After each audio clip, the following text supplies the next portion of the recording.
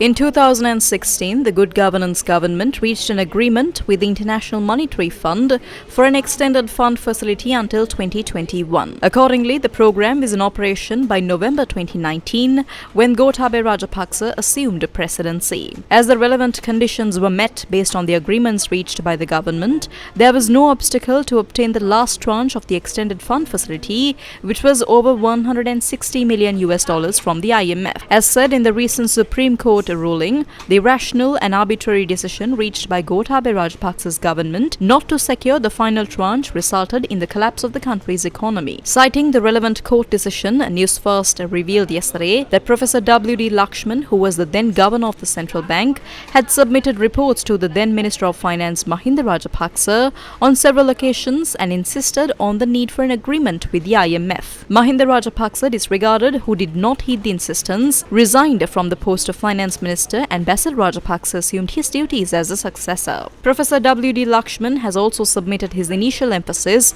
to Basil Rajapaksa. The letter addressed by Professor W.D. Lakshman on the 14th of September 2021 is of great importance against a backdrop in which Basil Rajapaksa has also acted despite the insistence. He claimed that since an IMF program which was negotiated with the broader framework of the government policy agenda of the time, Mahinda Chintana, was obtained in 2009, it can be implemented under the Viswas of Prosperity program as well. Lakshman insisted that by implementing such a program, Sri Lanka can be prevented from falling further in terms of international credit ratings and the foreign exchange can flow into the country. The Supreme Court ruling said that W.D. Lakshman has submitted reports to Mahinda Rajapaksa as well as Basil Rajapaksa in line with the instructions of the Finance Act, emphasizing the need to reach an agreement with the IMF. On the 14th of September 2021, Professor W.D. Lakshman stepped down from the post of CBSL governor.